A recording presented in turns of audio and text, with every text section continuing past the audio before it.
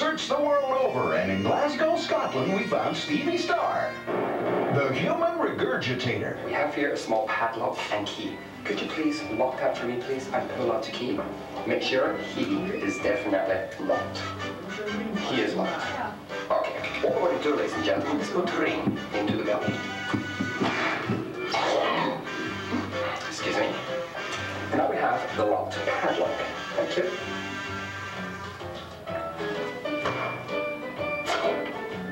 Good. Can you pop in the key? Thank you.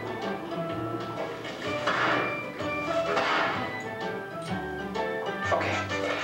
What we're about to do is put the key into the lock, unlock him, take the lady's ring, put him in there, lock him, pull out the key, and bring him up locked inside. Give me a few seconds for this. Okay. Okay, here comes the ring locked inside the padlock on its way up.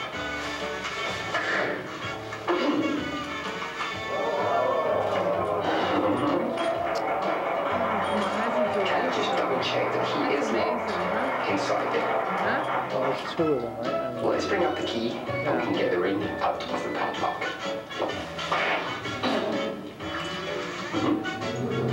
One key. If you stick that key in there, it should unlock. You'll be able to get the ring out of there. Oh boy. It's quite hard to even do it by hand. There you go. Thank you very much. Doesn't that unlock your curiosity? Stevie hates being behind the 8 ball. And he likes to keep them clean. Give a little wash, and bring it back.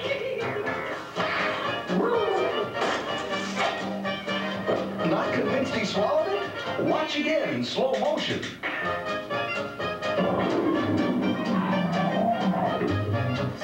To shed a little light on the subject, how about a light bulb?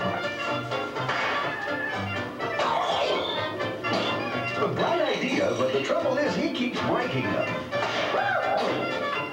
Now where'd that come from?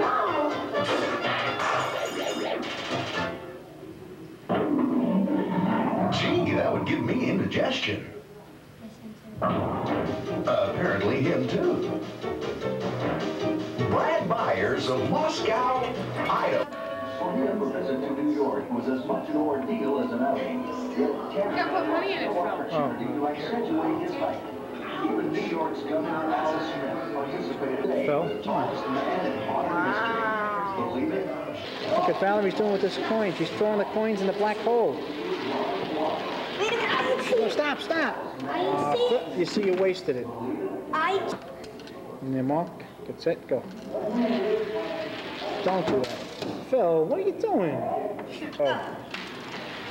Wow, it's the crash of the dimes. Going down the black hole.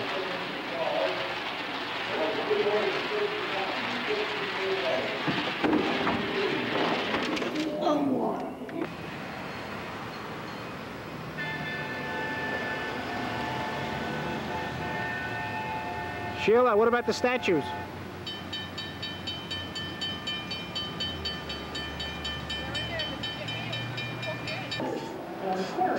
Sheila, big smile.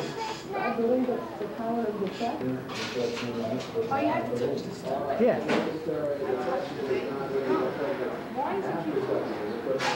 Hurry up before somebody. Go ahead, Sheila. Sheila. She did it. Oh. She did it. First of all, it was only in production for 2 years, 1967 and 1968. There were only 50.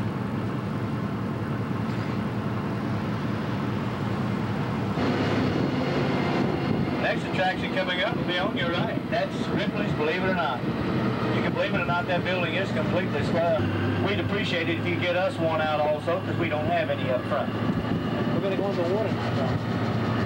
If I want to hold on, it could get a little rough depending on what kind of a mood field happens to be.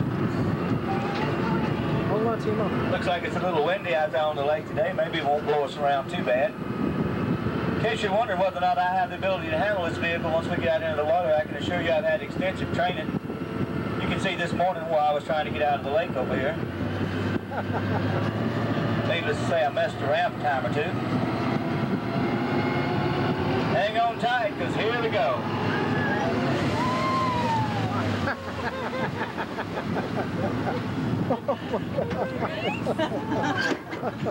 Nothing like a good shower in the morning, huh, Phil?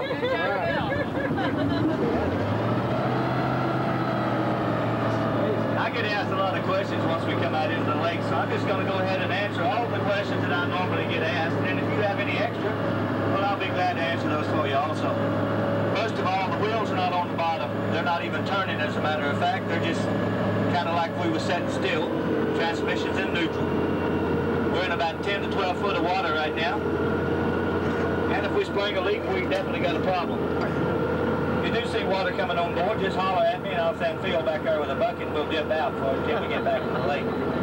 Out of the lake, rather. We're being propelled through the water by two impeller systems located on the rear of the vehicle. The intake is above each rear wheel and the exhaust is behind each rear wheel. Also, we're probably not going to see any gators out here today because Wet n Wild keeps all the gators out of this lake due to all the traffic that's in here. During the summertime, they have jet skis out here with inner tube rides and so forth. And they have found it to be pretty hard to sell a ticket for an inner tube ride when there's a gator over here on the bank. People just tend to don't want to go. I don't know why. If you'd like to see some gators, though, I'd recommend you go to Gatorland Zoo, located on South Oswego Trail between Orlando and Kissimmee. It's only about a 20-minute drive from here and well worth the effort. If you indeed never have seen an alligator, they are awesome-looking creatures, and they haven't changed for thousands of years, so when you see one for the first time, you're probably looking at and thinking the same thing that early prehistoric man thought the first time he saw an alligator. Also, Gatorland Zoo has a lot of other reptiles there other than just gators. They do have 5,000 to 6,000 alligators there. They also have snakes. They have snake pits over there, turtles, terrapins, tortoises, all kinds of reptiles and so forth. Very interesting place to go. If you got about 4 hours with nothing to do, it's extremely worth the money. The two large pink buildings you see directly in front of us are going to be vacation resorts. They'll probably be done sometime this year. And as we make our turn to the left, you get a real good straight-on look at the backside of the water theme park, Wet n Wild. They have a lot of water slides over there at Wet n Wild. The big black one there is called the Black Hole. They call it that for a very good reason. Once you get in it, you don't see nothing but darkness till you come out at the bottom and have to go around all those twists and turns. When you do come out the bottom, you don't know which end is up. Furthermore, you usually don't care. The one in the middle there is called the Snooker. The one on the far side of the park with all the slides is called the Fuji Fly. The one with the twisted pipes right over there is called the Corkscrew. And the one on the very end with the spiral staircase, that's the most popular attraction here at Wet n Wild. That's called the Bombay. When you get up there, it's 7 stories tall, and when you look down those slides, they look like they're straight down. You will reach speeds of about 60 to 65 miles an hour. And take it from someone who has experienced it. Make sure you hold on to your bathing suit on the way down, or you might find out that you're the center of attraction when you get to the bottom.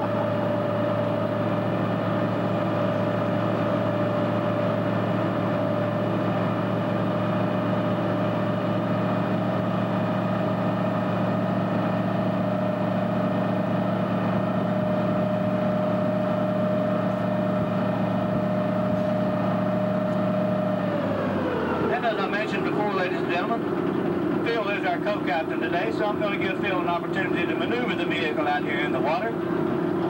So Phil, I'm going to give you the opportunity to take it over, son. This one makes you go that way, this one makes you go that way. Why don't you give us a hard right? Pull this one here all the way down.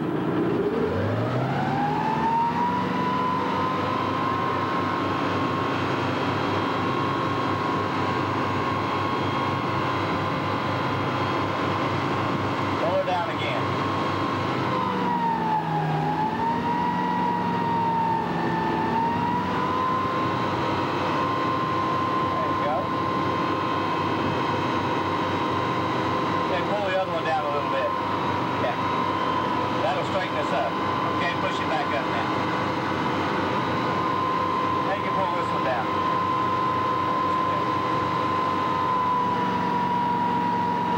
push it back up. Thank you. Ladies and gentlemen, you just witnessed a brand new co-captain maneuvering his craft in the water for the first time. I think he did a great job. Now see, next year when you come back down here, you can apply for my job. You can tell them you all got experience, see? That always helps. If anyone has any questions about anything that we've seen or talked about so far, I'll be glad to answer those questions for you at this time. If I don't know the answers, I'll just ask Phil. Maybe he does. The other day, someone asked me, what do you do when you break down out here in the water? I told them I usually send one of the passengers for help. The top speed on this vehicle on land is about 30 to 35 miles an hour, and the top speed in the water is about 5 to 7 knots, which is 8 to 10 miles an hour. And on our way back to the exit ramp, I'll see if I can get the gator up to speed for you.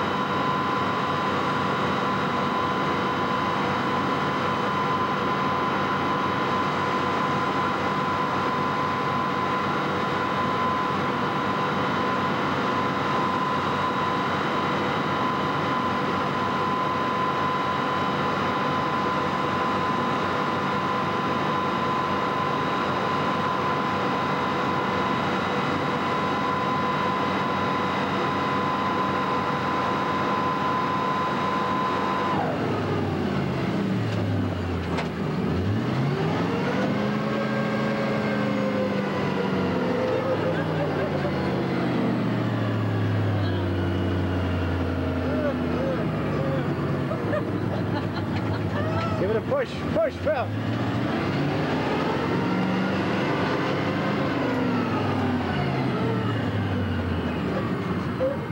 Sometimes it just takes a little extra help. Okay, how many people thought we were going to go back down in the water? Don't lie to me now.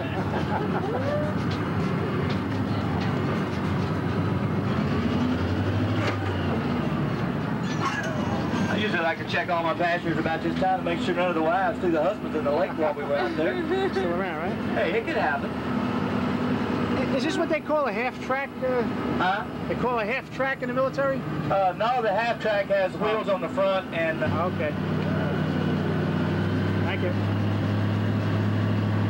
This was mainly used in the British military, I think.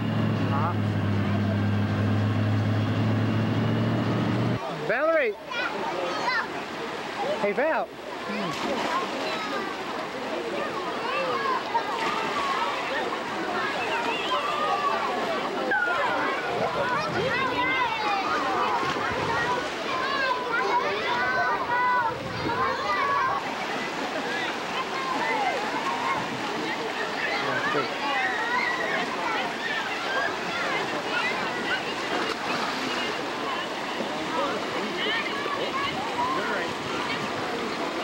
How's the water? Yeah. Is it warm? Yeah. Wow. What's this? Let me see. Wow, what a dive.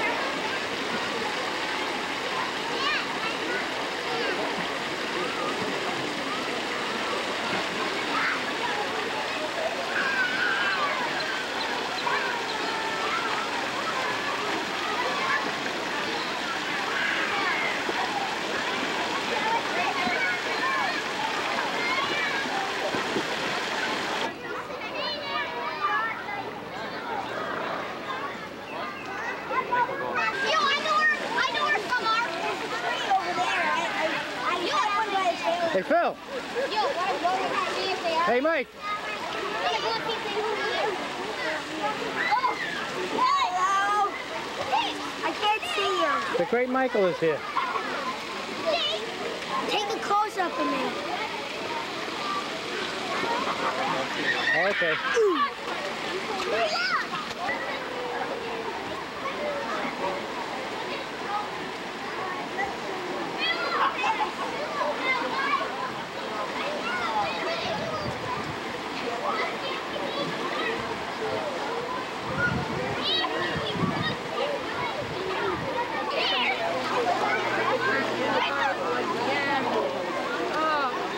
Magic Kingdom. I got kids over there. Up ahead are the hangars, the high bays. High bay 2, high bay 1, and then set back a little bit, high bay 3. Right there in high bay 2 is Discovery. Came back this morning, bright and early, it's back in there. They're still working on it, purging it from all of the gases and air. They change out all of the air and everything. But the fire from the rockets coming back up around the spacecraft, so the fire goes down through. Look up underneath. You'll see a big opening for the 3 main engines, and then one each in back for the booster rockets. The fire from the rockets goes down through those openings, flame chutes they call those, and then into a flame trench. I'll show you one of those out at the pad. A flame. We might have one shuttle up in orbit, one ready to go, and 2 being processed. Much of our work in space involves satellites. A shuttle mission might launch a new satellite, fix a broken one, or return an orbiting satellite to Earth. We carry the satellites in the orbiter's cargo bay. I mentioned earlier they use acronyms, initials for everything. It's no different out here. The rotating service structure is called the RSS. They call this a BUS. Access arm.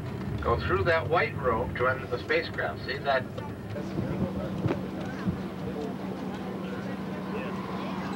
Hi, guys. Phil, Sheila. We're at the camera station here. Takes a picture of the show.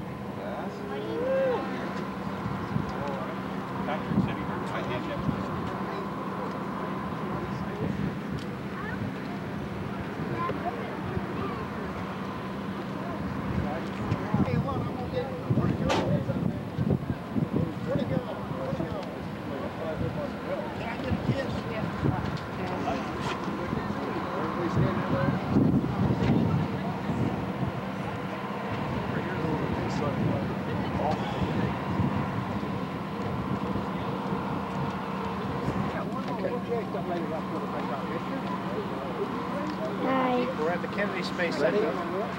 It's thousands and thousands of acres. It's also a national wildlife preserve. More than 18 endangered species. Crocodiles, eagles, Valaries are here.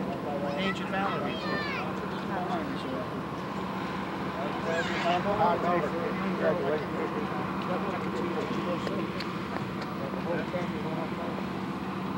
Okay? I'll touch the lens. It's the most popular job she's ever had. Really? Yeah. Phil? Was that one of those instant focus in the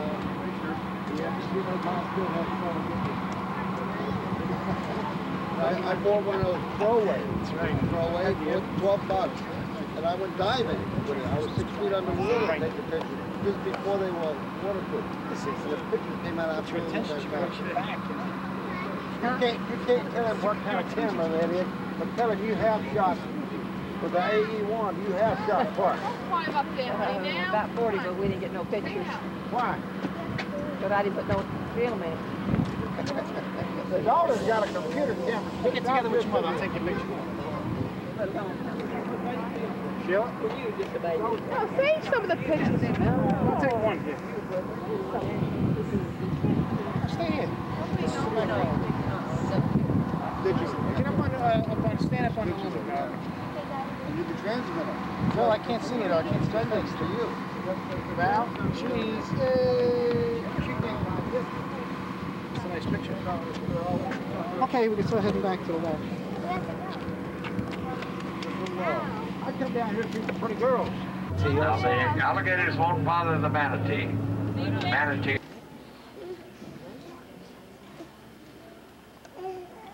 Ladies and gentlemen, welcome to the firing room. In a moment, you will witness the events of December 21st, 1968, the day that would become a turning point in America's quest to land a man on the moon, the day Apollo 8 would begin its epic voyage.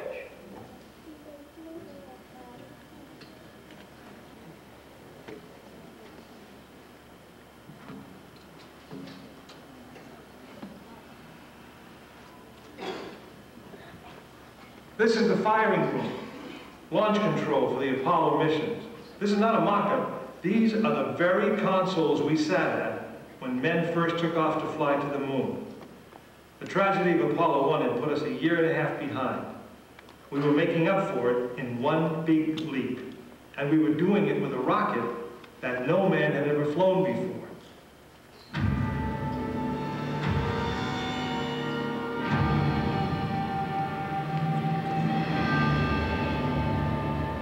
It was a few days before Christmas, 1968, when Apollo 8 sat on the pad. She was the first of a new kind, a moon rocket. This was the Phoenix, risen from the ashes of Apollo 1. The first Apollo crew did not die. All of us in launch control went through the pre-flight checks. Our hands on the controls of the most powerful, most complex machine ever built. It had over 2 million separate systems. And to bring these men back alive, everything had to work perfectly. Each individual system had been tested, but what we didn't know was how they would perform when all 2 million began to work together. That moment would come when the countdown clock reached 0.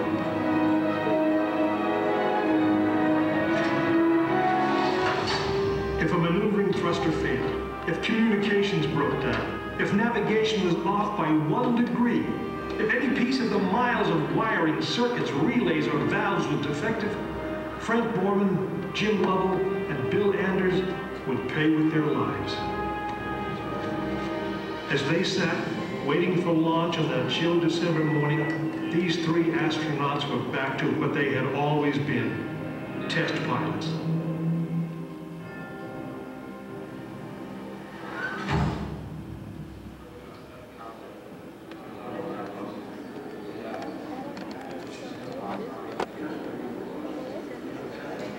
You are now in the final minutes before the launch of Apollo 8, right here where it actually happened.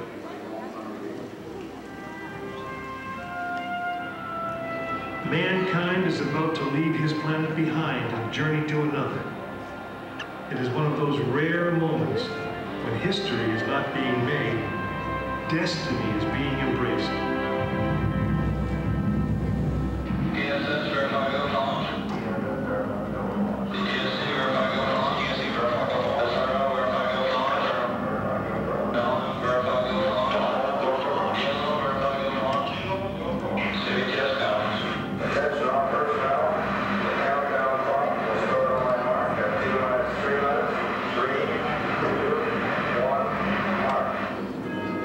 This is launch control, T-minus 3 minutes and counting.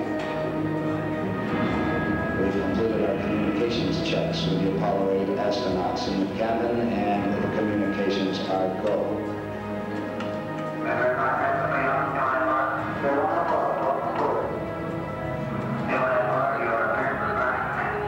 During this period, once we do get the firing command, the various tanks within the 3 stages of the Saturn V launch vehicle begin to pressurize. We have firing command. The firing command is in. We are now on the automatic sequence. T-minus 2 minutes, 20 seconds, and counting.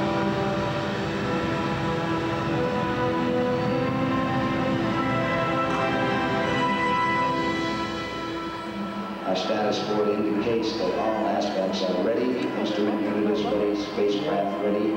Final check of the emergency detection system, that ready light also on. First stage preparations are completed. All systems are A-OK. Okay, keep going. We're on. Ready to go to ground going. Stand by, Walter. Okay, you're on. All systems go. 10 minutes, 45 seconds and counting. The first stage liquid oxygen tank has been pressurized, and the pressure is still building up. Coming up in 90 seconds, mark, T-minus 90 seconds and coming.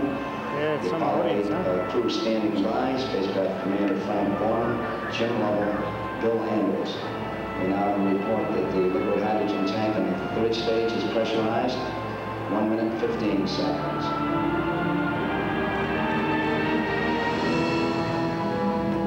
All third stage propellants pressurized at this time as we come up on the 60-second mark on the flight to the moon.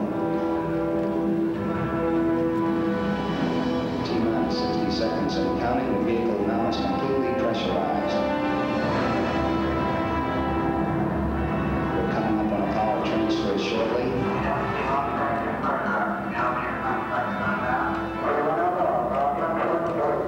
We have the power transfer, and we're now on the flight batteries within the launch vehicle.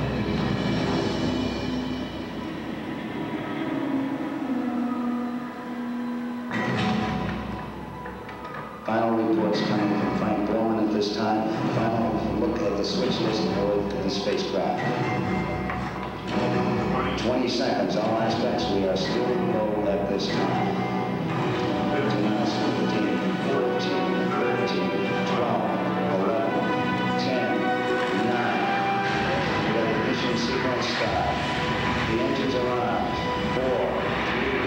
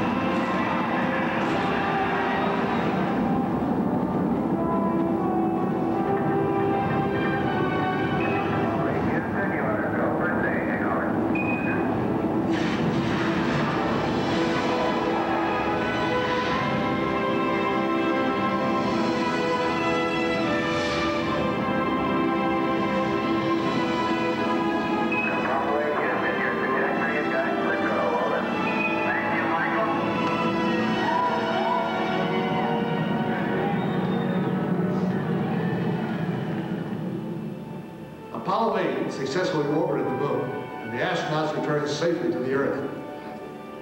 I know. I'm Jim Lovell, and I was one of the crew of this spacecraft, Apollo 8. We were the first men to see the surface of the moon from just a few miles away. But it was the hundreds of thousands of men and women who worked in that team, and the millions of people who supported the mission that really made it possible. That way, I guess, we all went to the moon. Now, on the other side of those doors, you'll find an actual Saturn V moon rocket. It's still the most powerful, the most complex machine ever built. And I guess it's the only one that can take you to another planet. I actually got to fly one on a second flight to the moon called Apollo 13. But that's another story. Yeah. Apollo 13.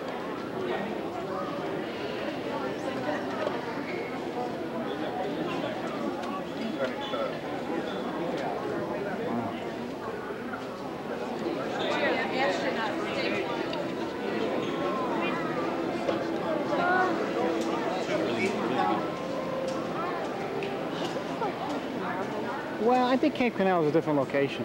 This is the Kennedy Space Center, you know. what's the? I want to. What's the difference? Or is there a difference? I think it's another location.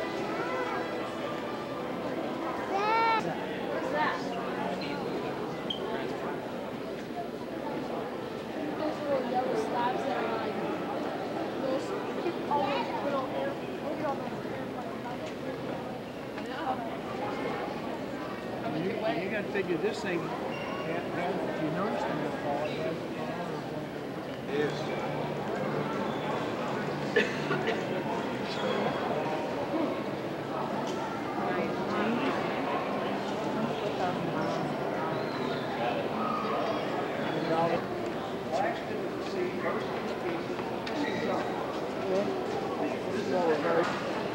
Wow. Awesome.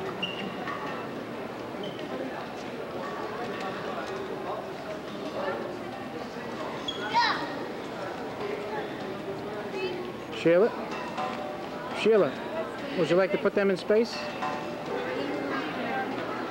Why is it red button blinking? Is it blinking now? No. I think it blinks when I hit the turn on button, you know. It starts to blink initially then. I had to change batteries while we were in there. All those things that launched that rocket, whatever. Valerie, do you want to go to space? They take nitrogen. Do the Macarena in space. Tons Go ahead. Tons of nitrogen. Millions of tons. Go ahead, do it. Then the other thing takes something.